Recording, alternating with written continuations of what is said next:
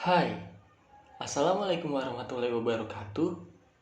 Perkenalkan, nama saya Aprilian Rufendika Putra dari Program Studi Ekonomi Pembangunan Angkatan 2020. Di video kali ini, saya akan membagikan sedikit kata dan kalimat yang akan mencerminkan setiap nilai Pancasila yang dapat membantu kehidupan kita sehari-hari. Mari kita simak videonya.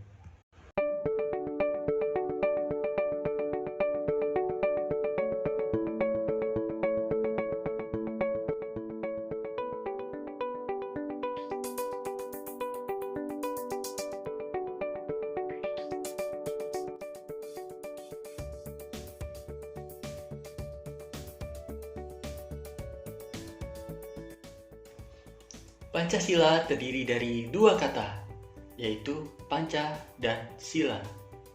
Panca artinya adalah 5, dan sila artinya adalah prinsip atau dasar.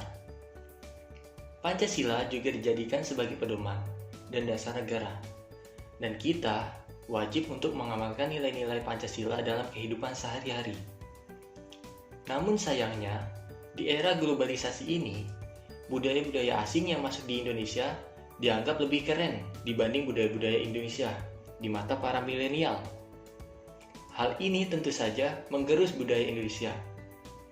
Maka, nilai-nilai Pancasila pun mulai terlupakan. Oke, kita masuk ke materi. Untuk sila yang pertama, yaitu ketuhanan yang Maha Esa. Beberapa dari kaum generasi bangsa ada yang sudah menerapkan nilai-nilai dari sila pertama ini. Namun, beberapa juga ada yang mulai mengabaikan sila pertama. Contohnya, ketika mereka yang beragama Islam mulai mengabaikan sholat 5 waktu. Itu merupakan salah satu tanda bahwa sila pertama, yaitu ketuhanan yang Maha Esa, mulai tergerus nilai-nilainya. Lanjut sila yang kedua, yaitu kemanusiaan yang adil dan beradab. Kita masih melihat beberapa kasus. Contohnya, kasus yang ada di lingkungan sekolah, yaitu kasus bullying. Kita sama-sama tahu bahwa bullying itu dapat menimbulkan perasaan atau memori yang tidak baik bagi korban, sehingga korban dapat merasakan bahwa mereka telah kehilangan hak untuk hidup, serta hak untuk belajar. Maka dari itu, kita harus menghentikan kegiatan atau tindakan ini, agar kita dapat memanusiakan manusia yang lainnya. Selanjutnya, sila yang ketiga, yaitu Persatuan Indonesia. Kita sama-sama tahu bahwa masih banyak sekali kasus-kasus yang terjadi di lingkungan kita karena adanya perbedaan-perbedaan suku, bangsa, agama, pendapat, dan lainnya. Maka dari itu, kita haruslah memegang teguh semboyan kita, yaitu Bhinneka Tunggal Ika. Serta kita harus mengamalkan nilai-nilai Pancasila yang berkaitan dengan sila ketiga ini untuk mencapai tujuan kita dan untuk mensejahterakan masyarakat Indonesia serta mendukung dan mendamaikan lingkungan kita. Dan selanjutnya ada sila yang keempat, yaitu kerakyatan yang dipimpin oleh hikmat kebijaksanaan dalam permusyawaratan perwakilan. Terkait sila ini, masih banyak sekali masalah-masalah di sekitar kita yang terjadi karena adanya perbedaan dan tidak diluruskan dengan adanya mediasi seperti musyawarah.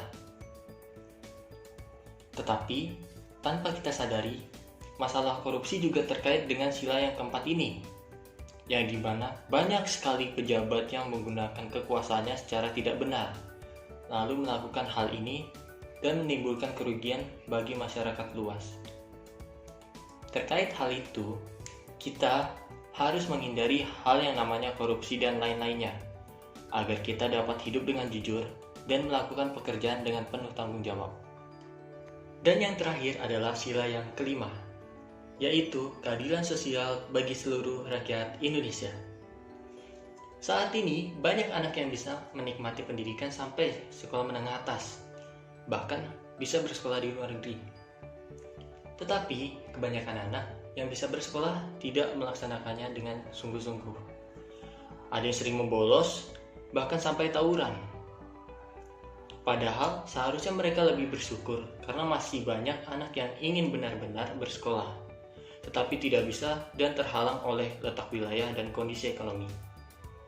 Maka dari itu, Pancasila harus dijadikan sebagai pedoman dan landasan negara Indonesia.